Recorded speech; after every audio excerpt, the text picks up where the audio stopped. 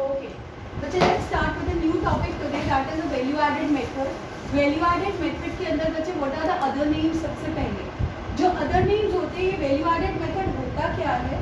And यहाँ पर सबसे पहले इसकी other names क्या है? पहले इसका meaning देखो, फिर other names करेंगे. हम लोग यहाँ पर national income को calculate करना चाह रहे हैं, और नेशनल इनकम को जब आप कैलकुलेट करते हो in the form of value addition की तरह करते हो by all the producing units in an economy, and this is done during one accounting year. During one accounting year इसका क्या मतलब हो गया कि जितने भी प्रोड्यूसिंग सेक्टर्स हैं या प्रोड्यूसिंग एंटरप्राइजेस हैं, चाहे वो प्राइमरी सेक्टर में हो, चाहे सेकेंडरी सेक्टर में हो, चाहे वो टर्शरी सेक्टर के अंदर हो, वो कितने यूनिट्स ऑफ आउटपुट को प्रोड्यूस करते हैं. Is that clear? राइट.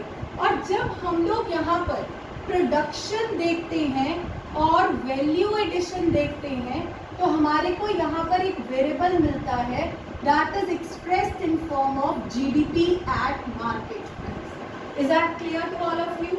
याद रखना, आपने वैल्यू एडिशन किन किन सेक्टर्स में देखनी है? प्रोडक्शन और value addition by all the firms.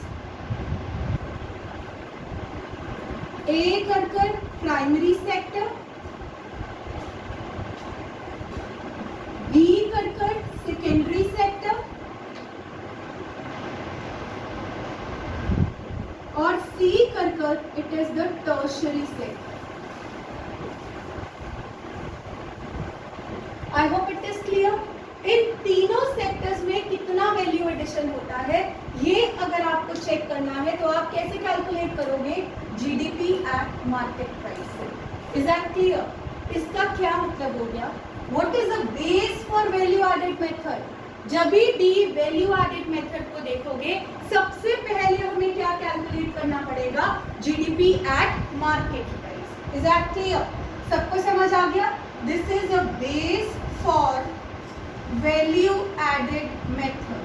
Clear? Right? Value added method. फिर बच्चे आपने नेशनल इनकम कैलकुलेट करनी है. कैसे करोगे? हमारे पास यहाँ पर ध्यान देना, आपके पास base GDP at market price आ गया. क्लियर? नेशनल इनकम क्या होती है? NNP at factor cost. क्या आप जीडीपी एट मार्केट प्राइस को कैलकुलेट करने के बाद नेशनल इनकम कर सकते हो? Yes, you can do that. First basis पे डिफरेंस, जी बड़ा है, नेट छोटा है, माइनस डेप्रिसिएशन. सेकेंड बेसिस पे डिफरेंस, डोमेस्टिक छोटा, नेशनल बड़ा, प्लस एनएफआईए. फोर्थ बेसिस पे डिफरेंस, मार्केट प्राइस बड़ा, फैक्टर कॉस्ट छोटा, minus NIT. What do you get? NNP at factor cost. Is that clear? What is NNP at factor cost? Do remember, NNP at factor cost is your national income. Clear or not? ये क्या था आपका? This was a base, very important, जिसको आपको calculate करना आना चाहिए. और कैसे कैलकुलेट होता है? By summing up the production. सारे जितने भी फर्म्स हैं, चाहे वो प्राइमरी सेक्टर की हो, सेकेंडरी की हो या टर्शरी की हो, कितने amount of goods and services produce कर रही है ड्यूरिंग वन अकाउंटिंग ईयर, उनको जब हम ऐड अप कर देते हैं तो हमारे पास जीडीपी एट मार्केट प्राइस आ जाएगा. क्लियर? तो यहाँ पर क्या चीज इंपॉर्टेंट है? National income is your and target, but main target जिसको पहले कैलकुलेट कर आपको नेशनल इनकम को कैलकुलेट करना है is GDP at market price. तो दिमाग में यही रखना है, which is a base for value added method. Base for value added method is GDP at market price. Is that clear to all of you? Any problem to anyone? Clear? So let's try to understand what is GDP at market price. Let's see to it. कल ही मैंने आपको definition करवाई थी GDP at market price की. What was the definition? It is the market value of all the final goods and services produced within the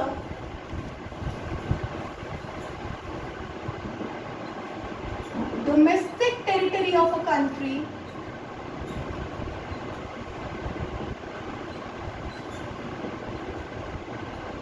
during one accounting year. During one accounting year. बच्चे एक point बीच में रह गया, inclusive of depreciation. I hope this point is clear. क्या आप सबको calculate हो गया how to calculate GDP at market price? अब बच्चे जीडीपी एट मार्केट प्राइस को जब आपको कैलकुलेट करना है ना, तो आपको सिर्फ value of final goods and services लेना है। किसका वैल्यू लेना है? Final goods and services. तो यहाँ पर ना हमारे को दो चीजों का डिफरेंस करना पड़ेगा। एक क्या होता है फाइनल गुड्स और एक क्या होता है intermediate goods. Is that clear? So let's do the difference between two things. First of all, हमें इस फॉर्मूला के अंदर जाने से पहले what is a final good and what is a intermediate good, let's try to check it out. Is that clear? जब मैं final good की बात करती हूँ तो फाइनल गुड क्या होता है, और जब मैं यहाँ पर इंटरमीडिएट गुड की बात करूंगी तो what do you mean by N intermediate good here? Always remember, final good वो होता है जो कि बाउंड्री लाइन ऑफ प्रोडक्शन को क्रॉस कर चुका है, मार्केट में बिकने के लिए तैयार है। इंटरमीडिएट गुड्स रॉ मटेरियल है, अभी भी वो प्रोडक्शन के एरिना के अंदर है और वो मार्केट में अभी बिक नहीं सकता because still within the boundary line of production. Clear to everybody? So let's see the differences here. First point यहाँ पे करते हैं, these goods remain within the boundary line of production, remain within boundary line of production.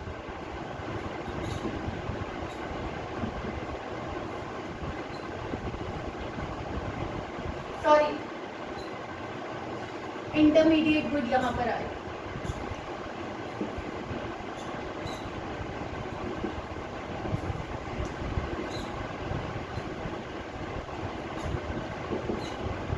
Clear?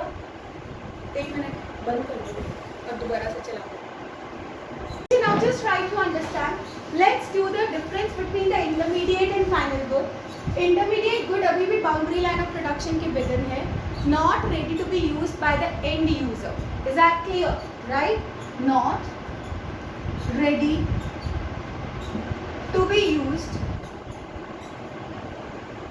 by end user. Clear? यहाँ पर देखो, crossed boundary line of production.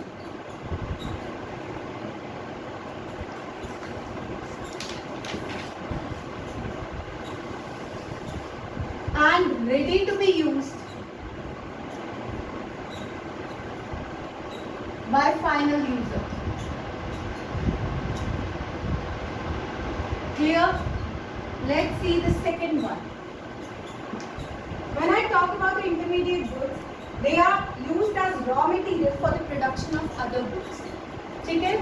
Used as raw materials for production of other goods.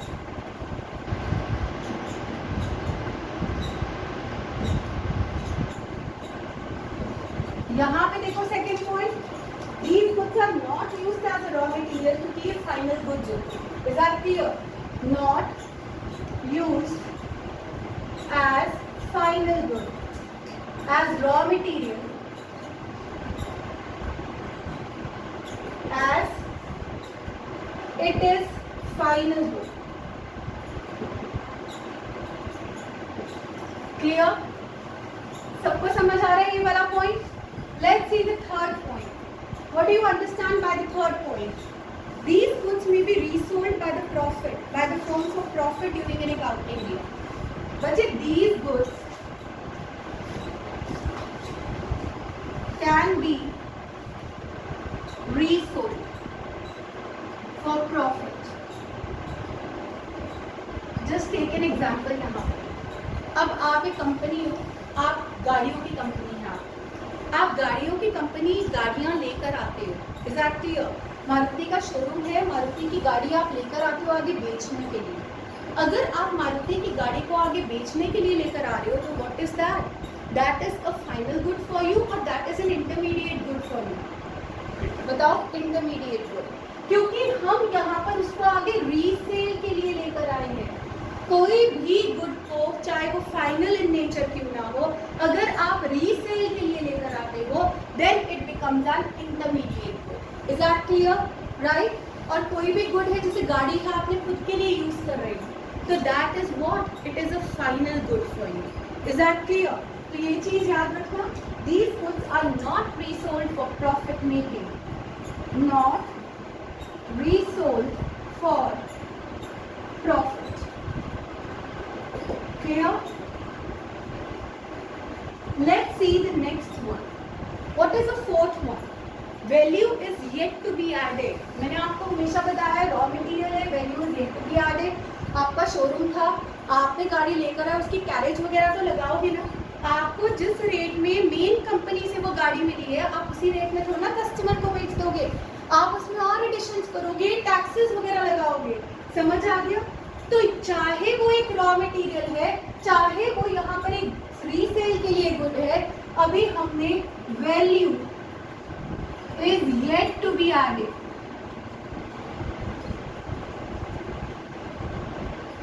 But यहाँ पर देखो सब कुछ लग चुका है ना. तो जब हम उसको बेच रहे हैं, बेच ही नहीं रहे हैं, क्योंकि वो रीसेल के लिए नहीं हो रही है. हाँ, जब पुरानी हो जाए तब बेच दो चाहे, बट प्रॉफिट के लिए आप ऐसा काम नहीं कर रहे.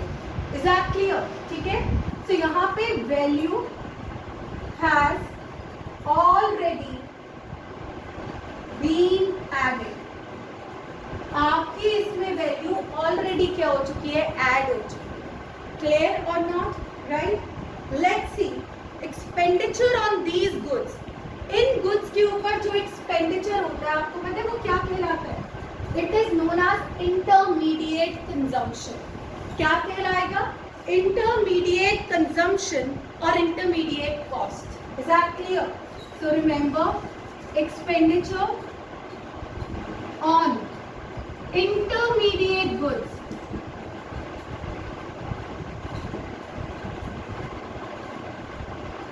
is intermediate expenditure or intermediate cost. Clear or not? सबको समझ आ गया? But एक्सपेंडिचर यहाँ पे क्या कहलाएगा? Final expenditure. यहाँ पर expenditure on final goods and services is final expenditure. क्या कहलाएगा? Final expenditure on goods and services. Are you clear regarding this? Let's see the last point. These goods are not included in the estimation of national product. Very important point. जब भी आप national income को calculate करोगे, national income से तो पहले GDP को ही calculate करना है. तो जीडीपी के अंदर हम लोगों ने डेफिनेशन में क्या लिया था?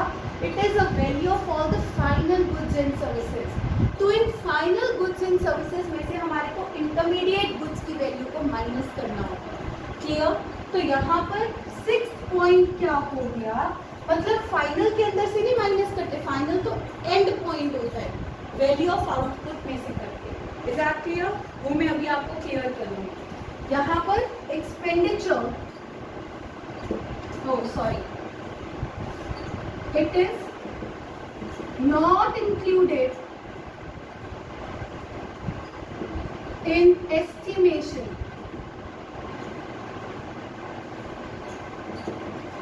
of national income.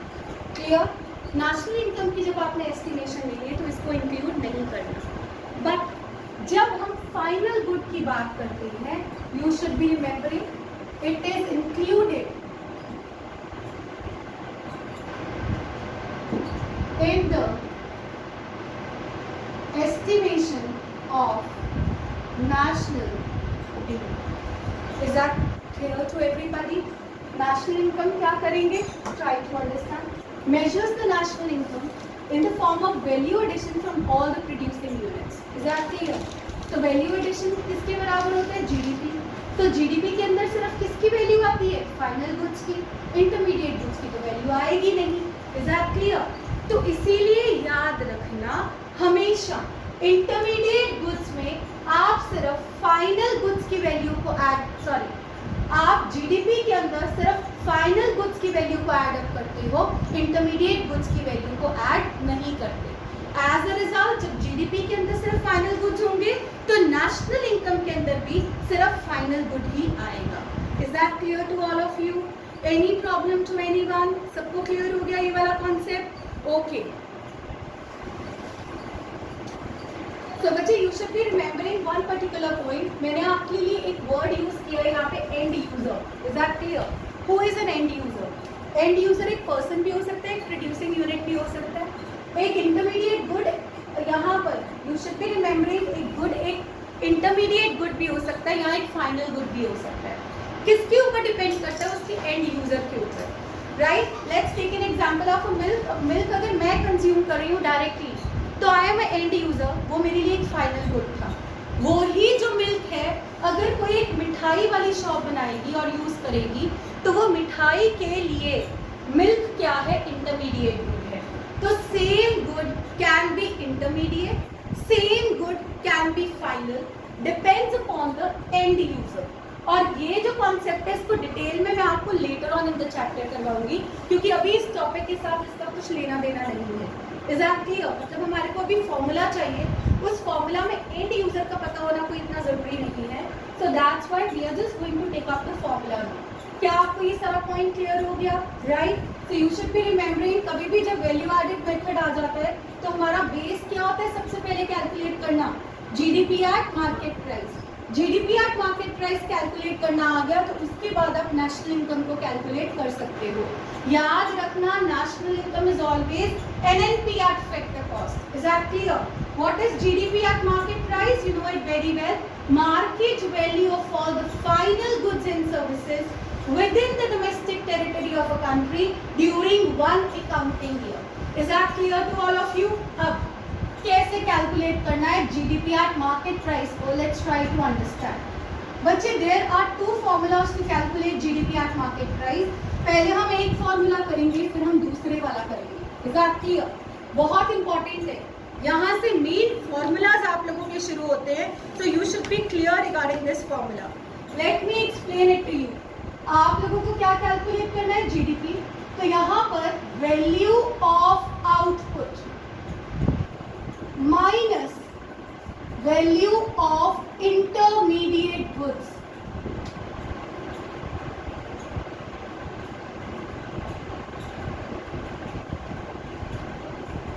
क्या दे देते हैं आपको?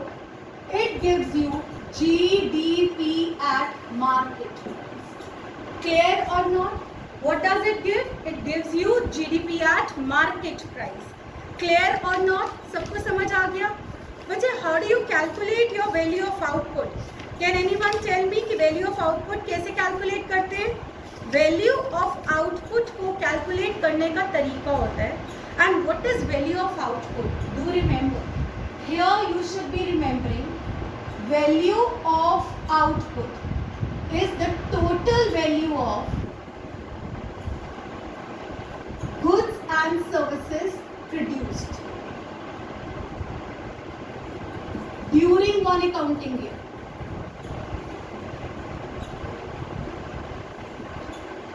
जितना भी सारे का सारा खर्चा होता है, जितने भी सारे का सारा वैल्यू होता है, रिमेंबर इसके अंदर इंटरमीडिएट गुड्स की वैल्यू भी लगी हुई है और फाइनल गुड की भी वैल्यू है।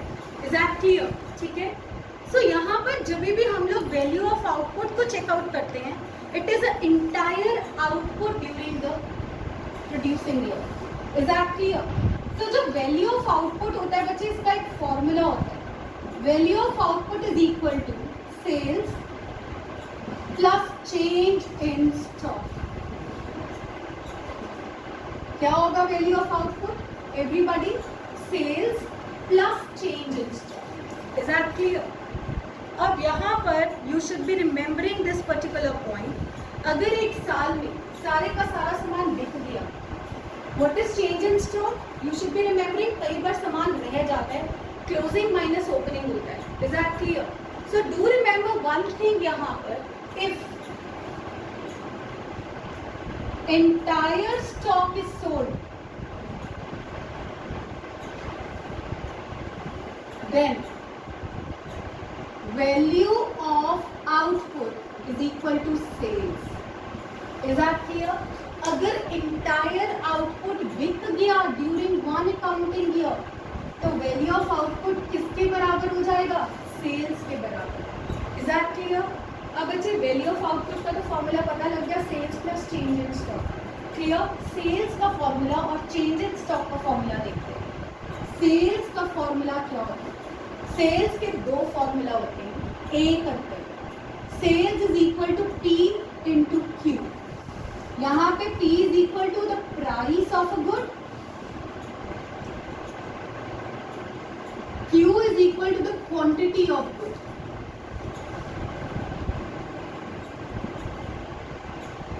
Clear?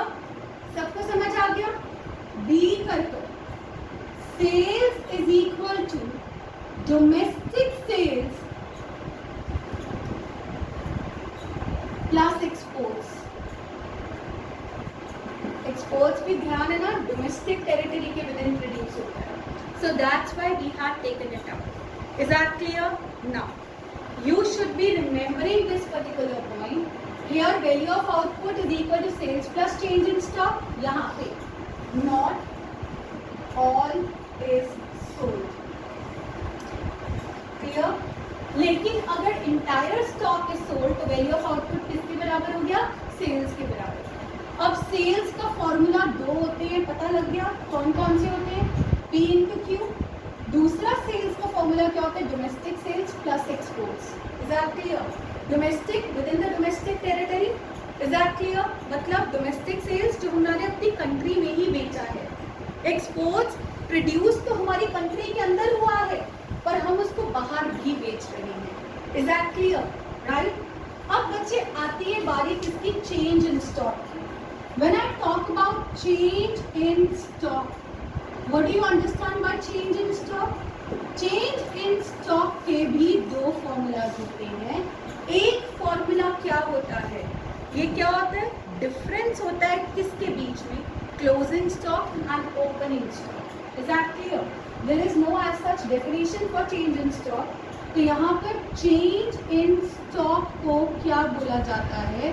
It is closing stock minus opening stock. Clear or not? समझ आ गया? अब एक और फॉर्मूला होता है चेंज इन स्टॉक का। जो दूसरा फॉर्मूला है, आपको पता है ना, बड़ी तरह के गुड्स होते हैं, फिनिश्ड गुड्स होता है, सेमी फिनिश्ड गुड्स होता है और रॉ मटेरियल्स। सॉरी। तो चेंज इन स्टॉक को कैसे कैलकुलेट कर सकते हो? Change in stock of raw materials, RN का मतलब raw material, plus change in stock of semi finished goods plus change in stock of finished goods.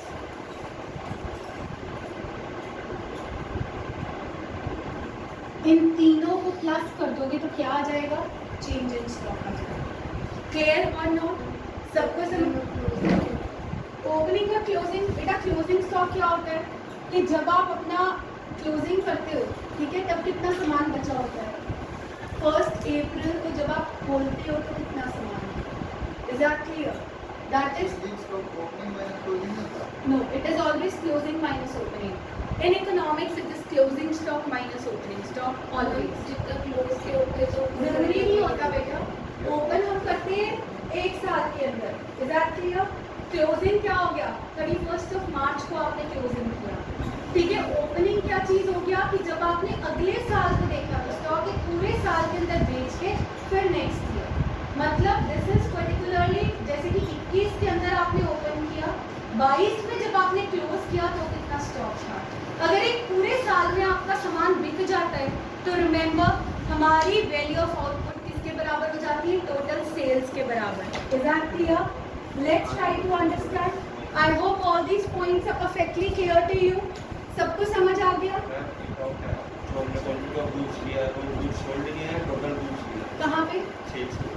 Sales का मतलब सारा सामान जो बेचा है, क्योंकि P इंटू क्यू आ जाएगा तो बेचने वाला सामान ही आ जाएगा ना। P इंटू क्यू करेंगे तो टोटल एक्सपेंडिचर ऑन गुड्स भी तो होता है। Is that clear? ये भी याद रखना है। P इंटू क्यू आ गया तो सेल्स नहीं लिखी होंगी तो ये total expenditure on goods and services होगा। Total expenditure on goods and services. Clear और नॉट? इंटरमीडिएट भी तो हो गई। एक मिनट, अभी हम वहाँ तक पहुँचे ही नहीं है। हम लोग अभी सिर्फ क्या कर रहे हैं, वैल्यू ऑफ आउटपुट को क्लियर कर रहे हैं। वैल्यू ऑफ आउटपुट एक बार और दोबारा से देखो क्योंकि ये थोड़ा सा कंफ्यूजिंग होता है। What is value of output? It is the total value of goods and services during one accounting year. Is that clear? Value of output का फॉर्मूला क्या होगा? Sales plus change in stock. Sales plus change in stock तब होगा जब सारा stock अभी market में बिका नहीं है during one accounting year. Remember, इसको देखना किस हिसाब से है? अकाउंटिंग ईयर के हिसाब से। 21 स्टार्टिंग, 22 एंडिंग। क्लियर? ओके। अगर इंटायर स्टॉक बिक गया तो वैल्यू ऑफ आउटपुट किसके बराबर हो गया?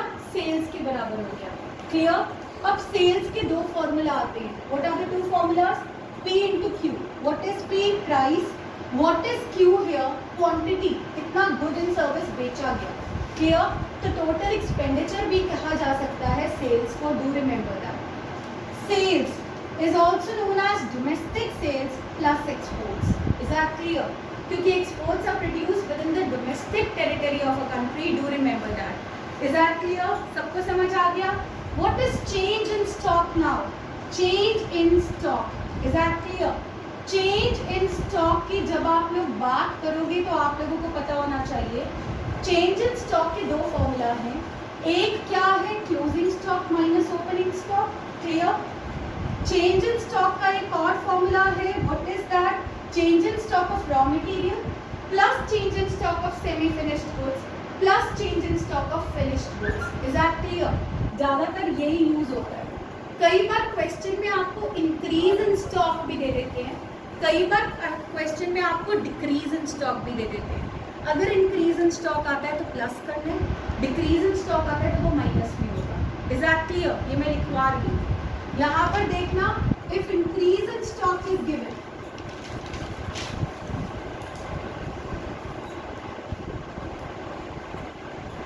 Then positive added. Clear?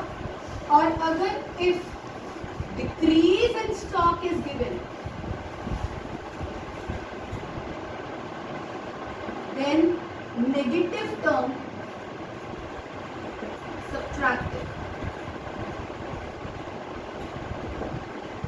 Clear or not? सबको समझ आ गया? Any problem to anyone? All the points are clear. There was a doubt. Raw material. RM का मतलब क्या होता है? Raw material. Is that clear? Any problem to anyone till here? सबको समझ आ गया value added method? Okay. Now बच्चे just try to understand. अगर आपको पता है along with sales exports is given, they do not add it up. अब ये बहुत इंपॉर्टेंट चीज़ है जो आपको दिमाग में रखनी है। I'm just rubbing this off.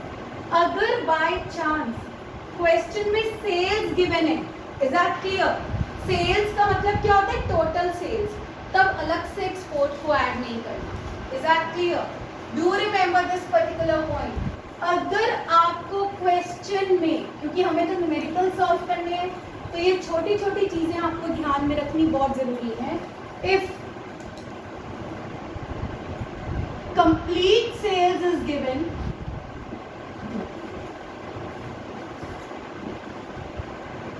And exports is also given,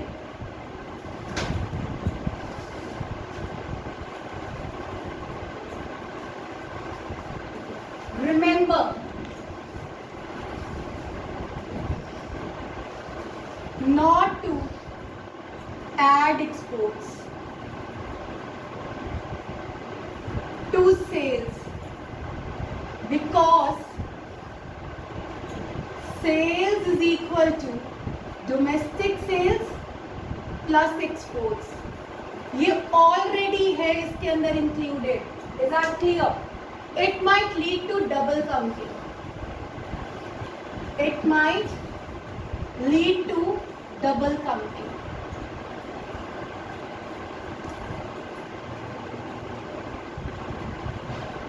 What is double counting? जब हम एक चीज की वैल्यू को बार बार एड अप कर देते हैं ना, तो उसको हम लोग क्या बोलते हैं? डबल काउंटिंग बोल देते हैं। Is that clear? नाउ बच्चे लेट्स ट्राई टू अंडरस्टैंड। अब हमारा ये ए पोर्शन चल रहा था अभी, जो ये A and this is B. अब हमारा ए पोर्शन सारा खत्म हो गया। अब हम आ जाते हैं अपनी बी की पॉइंट के ऊपर। और बी पे हमारा क्या है, वैल्यू ऑफ इंटरमीडिएट गुड्स। मैंने अभी तो आप लोगों को इंटरमीडिएट गुड्स की कैरेक्टरिस्टिक्स बताई। Still within the boundary line of production, can be resold for profit, not ready to be used by the final users. Is that clear? Not included in the national income. Clear? You should be remembering this particular point कि यहाँ पर हम इसको कैसे calculate करेंगे। Value of intermediate goods को याद रखना is equal to purchases of raw materials plus import of raw materials. Is that clear? Import of raw material. Clear? तब जाकर ये किसके बराबर बनेगा? It is equal to the value of intermediate goods. Clear or not? सबको समझ आ गया? किसके बराबर हो गया? Value of intermediate goods. बच्चे याद रखना, अगर import of machinery आ जाए तो क्या करोगे? Do not add it up. Is that clear? If a producer imports a finished product for resale, यहाँ पर ध्यान दो, if import of machinery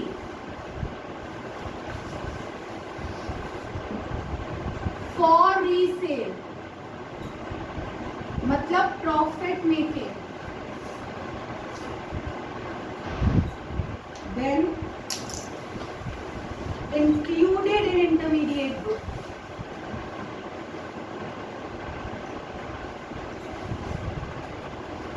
Included in imports of raw material.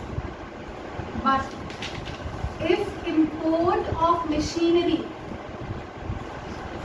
छोटी छोटी चीजें हैं, याद रखना है, is done for own use.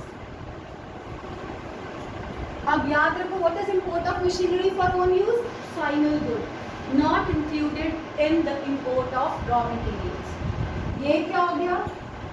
It becomes of final good.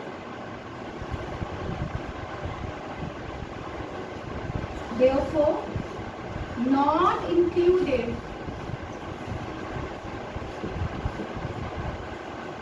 in the import of machinery, import of raw materials. I hope this point is perfectly clear. Any problem to anyone? Every point is clear. आपको क्या चीज़ याद रखना है? अगर तो आप लोगों को यहाँ पर गिवन है import of machinery, is that clear? तो मशीनरी सिर्फ अकेले गिवन है तो इसको हमने ऐड नहीं करना, क्योंकि इंपोर्ट ऑफ मशीनरी यहाँ पर एक फाइनल गुड हो गया। लेकिन इंपोर्ट ऑफ मशीनरी अगर रीसेल के लिए गिवन है, प्रॉफिट मेकिंग है, तो इसको इंक्लूड करना है, क्योंकि ये यहाँ पर इंपोर्ट ऑफ रॉ मटेरियल हो गया। Is that clear? याद रखना, रॉ मटेरियल्स की जब मैंने आपको करवाया था इंटरमीडिएट गुड्स, तब मैंने ये क्लियर करवाया था, कोई भी ऐसे गुड को अगर आप चाहे इंपोर्ट कर रहे हो, चाहे आप उसको रीसेल कर रहे हो, इंटरमीडिएट गुड नहीं है, चाहे वो एक फाइनल गुड है, पर वो रीसेल हो रहा है प्रॉफिट मेकिंग के लिए, it becomes a raw material for you. Is that clear और नॉट? सबको क्लियर हो गया? ओके। अब if the goods are produced for self consumption, right, तो हमारे को याद रखना है they carry a market value, तो उसको अलग से इंक्लूड करेंगे। ये मैं अभी आपको एंड में नोट डाउन करवाऊंगी। क्या यहाँ तक सबको क्लियर हो गया? क्या ये दोनों पॉइंट्स आपको क्लियर हो गए? What is value of output, what is value added method, GDP कैसे कैलकुलेट होगा? GDP is calculated value of output minus value of intermediate goods. याद रखना, वैल्यू ऑफ आउटपुट कैसे कैलकुलेट किया? Sales plus change in stock. Sales कैसे calculate किया? P into Q, या domestic sales plus exports. अब next is change in stock. Change in stock कैसे calculate किया? Closing stock minus opening stock, या कर अगर ये नहीं दे रखा तो change in stock of raw material plus change in stock of semi finished goods plus change in stock of finished goods. याद रखना, अगर इंक्रीज इन स्टॉक गिवन है तो ये पॉजिटिव आइटम है, ऐड करना है, और अगर डिक्रीज इन स्टॉक गिवन है तो नेगेटिव टर्म है, उसको सब्ट्रैक्ट करेंगे कहाँ से, सेल्स में से। Is that clear? Now let's see, आप ऐसे ही करना, यहाँ पे सेल्स लिखकर प्लस ब्रैकेट में डालकर माइनस का साइन डाल दें। Is that clear? सीधा या माइनस कर देना, यहाँ पे प्लस रखकर ब्रैकेट में माइनस डाल देना, क्योंकि डिक्रीज इन स्टॉक गिवन है। क्लियर? अभी हम न्यूमेरिकल्स करेंगे तो क्लियर हो जाएगा। अगर complete sales is given and exports is also given, remember not to add exports. Is that clear? Not to add exports, क्योंकि सेल्स के अंदर डोमेस्टिक सेल्स के साथ एक्सपोर्ट्स ऑलरेडी एडेड अप होता है। अगर दोबारा से ऐड करोगे तो पता है क्या हो जाएगा? Double counting. क्या हो जाएगा? Double counting. Very important. Clear? Let's see the B point, value of intermediate goods कैसे कैलकुलेट करोगे? Purchase of raw material plus import of raw material क्या दे देगा? Value of intermediate goods. दो चीजें याद रखनी है, import of machinery for resale है तो that is import of raw material. अगर import of machinery own use है, नॉट रॉ मटेरियल, नहीं ऐड करना, कंफ्यूज करने के लिए दिया हुआ है। Is that clear? सबको समझ आ गया? Any problem to anyone? Clear to everybody? Last point और रह गया, what is it? If the goods are produced for self consumption, अगर हम लोग गुड्स को प्रोड्यूस कर रहे हैं सेल्फ कंजम्पशन के लिए तो उसकी मार्केट वैल्यू तो होगी, तो उसको हम लोग यहाँ पे आउटपुट के अंदर इंक्लूड करेंगे। क्लियर? राइट? तो यहाँ पर नोट डाउन कर रही हूँ, if goods are produced for self consumption, then they carry market value. Therefore, अब हमारा वैल्यू ऑफ आउटपुट क्या आ गया? Value of output is equal to sales plus change in stock plus क्या करोगे? It is the goods for self consumption, produced for self consumption. समझ आ गया? लेकिन अगर आप लोगों ने यहाँ पे सर्विसेज फॉर सेल्फ कंजम्पशन है, क्या उसको इंक्लूड करना है? No. What are the services for self consumption? आपकी मम्मा आपको पढ़ा रही है, is she going to get money from you? No, not at all. That is services for self consumption, not included in national income. आप लोग घर का छोटा मोटा काम कर देते हो, उसके बदले में कहोगे यार मेरे को भी पगार दे दो, बिल्कुल भी नहीं कहेंगे। That is service for self consumption, not included. Clear और नॉट? यहाँ पे लिख रही हूँ, services for self consumption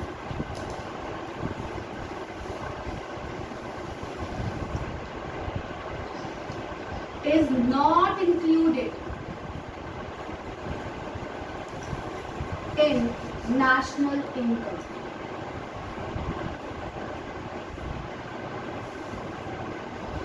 I hope it is clear. सबको समझ आ गया? Any problem to anyone?